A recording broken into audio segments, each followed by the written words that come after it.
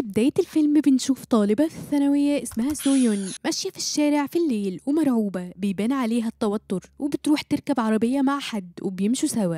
بعد كده بيظهر جي تشول وهو مدرب ملاكمة في سن ال40، بيدخل مطعم وهو ماسك الكاس الفضي اللي المتدرب بتاعه كسبه لما حقق المركز الثاني في بطولة للملاكمة، بس الحقيقة انه المفروض كان هو اللي يكسب الكاس الذهبي، لكن مسؤول فاسد رشا الحكام عشان المنافس بتاعه يفوز هو. جي تشول بيبقى متضايق جدا من الظلم اللي حصل للمتدرب بتاعه والمسؤول بينرفزه بالكلام. جي تشول ما بيستناش وبيضربه بوكس بيوقعه على طول، ولسوء حظه الراجل ده بيطلع نائب رئيس اتحاد الملاكمة وعنده السلطة ان يمنع جي تشول من التدريب تاني نهائيا. اخته بتكلمه بعد اللي حصل وبتتعصب عليه لانها مش اول مرة يطردوه من مكان بسبب عصبيته، وبتعرفه انها كلمت شوية ناس عشان يتوسطوا له في شغل جديد، وفعلا بتلاقي له شغل كمدرس رياضة في منطقة ريفية بعيدة عن العاصمة. جي تشول بيقرر يروح الشغلانة الجديدة لان مفيش في ايده حاجة تانية، واثناء ما بيكون سايق في طريقه للريف العربية بتقف بسبب ان الكاوتش فيه حاجة خرمته، وهو مستني عربية الجر تيجي بيلاحظ إعلان لشخص مفقود على لوحة إعلانات.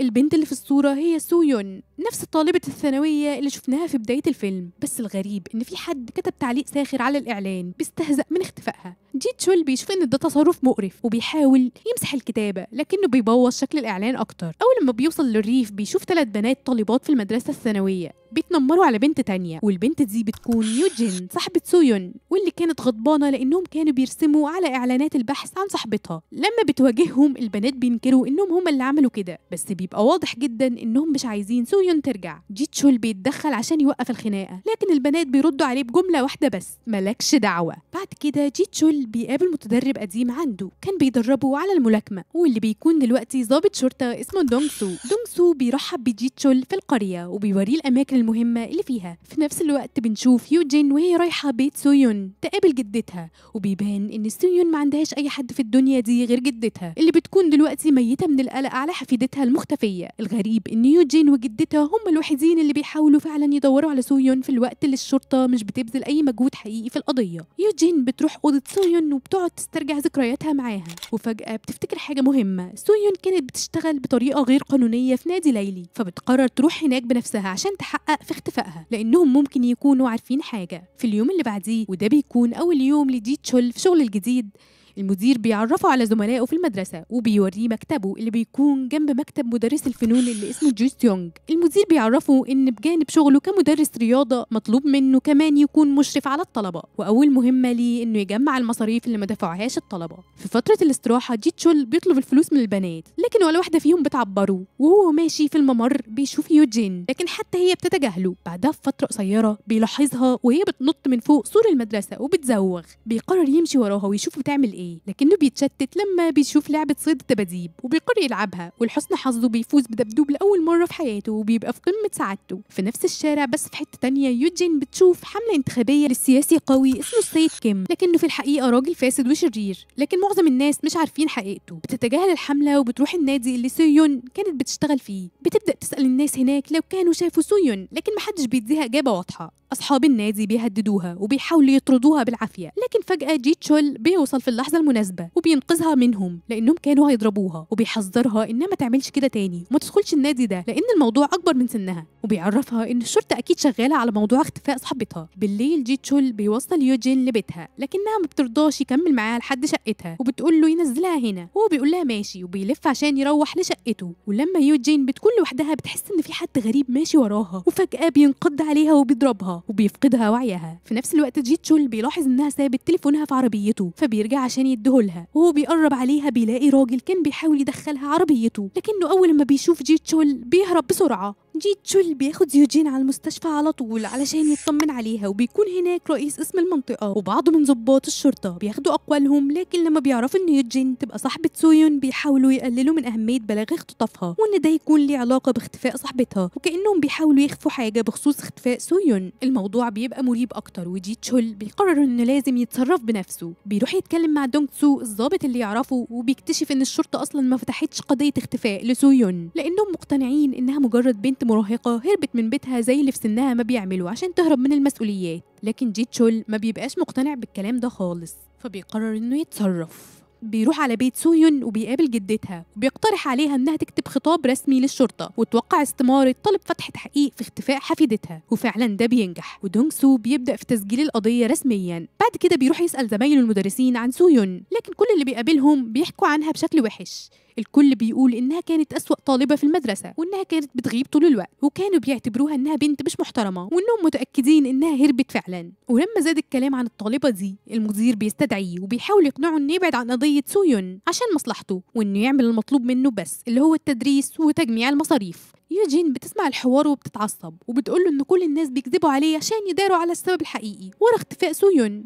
جي تشول مش عارف يصدق مين، بس قبل ما تمشي يوجين بتسأله سؤال بيخليه يراجع نفسه. لو كانت سويون بنتك كنت هتتصرف ازاي؟ السؤال ده بيصحيه وبيخليه يدرك ان حتى لو سويون فعلا هربت لازم حد يلاقيها. بعدها جي تشول بيدخل حمام المدرسة وبيلاقي مجموعة بنات بيدخنوا، وهو بيدور على علبة السجاير بيلاحظ حاجة غريبة، كاميرا مخفية في ركن جنب الباب. بيتحرك فورا على المدير عشان يبلغه عن اللي لقاه، لكن المدير بيقاطعه قبل ما يقدر يقول حاجة وبيقرر عليه انه يبعد عن قضية سويون. الكلام ده بيخلي جي تشول يشك اكتر في ان المدير نفسه متورط في الموضوع، فبيقرر يحتفظ بالكاميرا ويفحص محتواها بنفسه. لما بيشغل التسجيلات بيكتشف حاجة مرعبة، الكاميرا كان حاططها مدرس الفنون جي سيونج. بدون تردد جي تشول بيروح يواجهه، لكن بيكتشف ان المدرس مشي بدري النهارده. بيستغل الفرصة وبيدور في لابتوب جي سيونج، وهنا الصدمة الكبيرة بيبان إن في محادثات بينه وبين سويون في الليلة اللي اختفت فيها، وآخر رسالة منها كانت بتطلب منه يجي ياخدها من الشارع. بيبقى واضح جدا إن جي سيونج عارف حاجة عن اختفاء سويون. جي تشول بيقرر إنه لازم يتصرف فورا، بيحاول يتصل بدونغ سو لكن مش بيرد عليه. بعدها بيكلم يوجين وبيسألها عن مكانها، فبترد عليه وهي في العربية مع جي سيونج.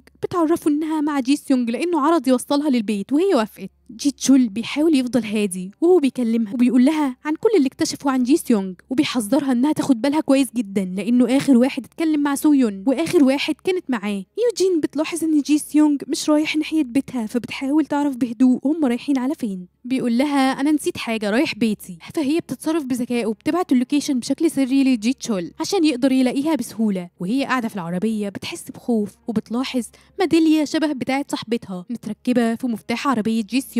بتساله عنها وهو بيتوه في الكلام، فهي بتلح عليه عشان تعرف هو جابها منين، لكنه فجاه بيضربها على راسها وبتغيب عن الوعي. لما بتفوق بتلاقي نفسها مرميه على الارض في بيته ومتكتفه. بتبص حواليها بتشوف موبايل سويون محطوط جوه دولاب عنده. في اللحظة دي بتتأكد إنه متورط في اختفائها، لكن قبل ما يقدر يأذيها جي تشول بيوصل وبيكسر الباب. جي سيونج بيحاول يوقفه بس مفيش مقارنة بينه وبين بطل الملاكمة القومي السابق. جي تشول بيضربه بوكس بيجيبه الأرض، بعدها بيربطه عشان يمنعه من الهروب.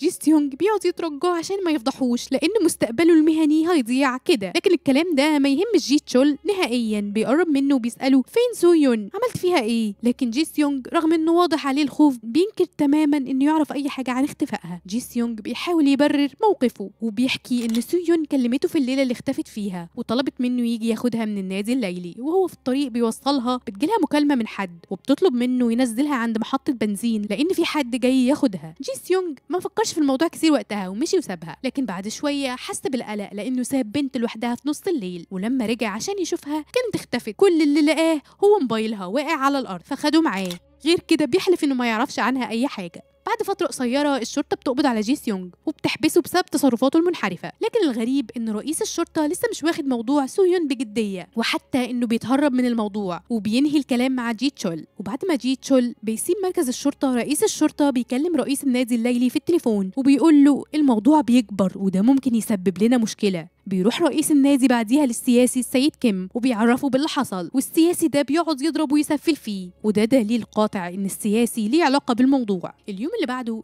المدرسة بتستدعي جي تشول وبتطرده. جي تشول بيبقى حيران ومش عارف ايه الخطوة الجاية اللي المفروض يعملها. بيجيله وقتها اتصال من دونغ سو الضابط وبيقول له يجي على موقع معين فورا. لما بيوصل بيشوف منظر بشع وبتطلع جثة سويون.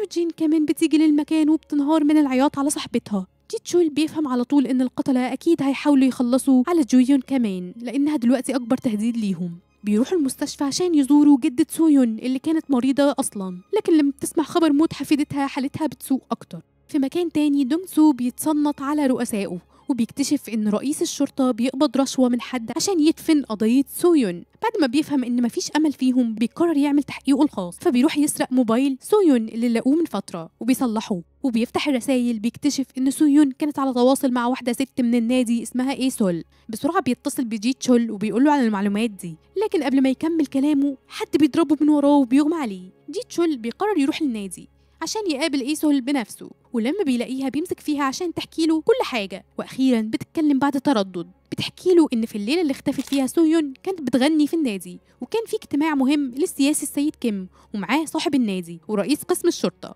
وكان معاهم واحد رابع بيحاولوا يرشوه عشان ينجحوا السياسي في انتخابات حاكم المنطقة. وأثناء ما كانت سويون بتغني وصلتها مكالمة من المستشفى بتقول إن جدتها تعبانة جدا، طلبت إذن تمشي، وساعتها السيد كيم عرف إنها طالبة في الثانوية. وقبل ما يعمل حاجة الشخص اللي كانوا بيرشوه بدأ يتحرش بيها ويتعامل معاها بأسلوب مش كويس، وأخدها معاه، فهي ضربته وهربت بسرعة. وفي الوقت ده السياسي طلب من صاحب النادي إنه يطاردها عشان يسكتها وما تفضحش اللي بيحصل، خصوصا إنها طالبة في الثانوية. لكن إيسول خلصت كلامه وعرفته إنها ما تعرفش اللي حصل بعدها. بعد كده صاحب النادي ورجالته بيشوفوا جي تشول وبيهجموا عليه، لكنه ما بيبقاش حد سهل، اكيد بيضربهم كلهم واحد ورا التاني، وبيفضل بس صاحب النادي واقف قدامه. جي تشول بيمسكوا من هدومه وبيسالوا ليه قتلت سويون. الراجل بيبقى تعب من الضرب وبيقول له انه فعلا كان بيطاردها في الليله اللي اختفت فيها، لكنه مش هو اللي قتلها، وانه لقاها في حمام البنزينه وحد تاني كان هناك بيحاول يقتلها. والشخص اللي كان بيحاول يعمل كده هو جي سيونج المدرس المريض اللي شكوا فيه قبل كده. والمفاجاه الاكبر انه بيطلع ابن السياسي الفاسد السيد كيم. جي سيونج كان مهووس بسويون، ولما رفضت اهتمامه بيها قتلها بدم بارد.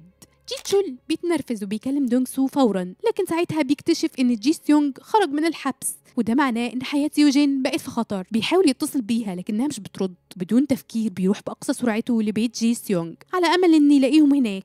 في مكان تاني جي سيونج بيخطف يوجين وبيوديها لمكان معزول، لكن قبل ما يقدر يأذيها بيوصل ابوه السيد كيم عنده. جي سيونج ما بيبقاش عايز ابوه يعرف انه خطفها، فبسرعة بيحبسها وبيخبيها جوه الدولاب وبيتصرف كأن مفيش حاجة حصلت.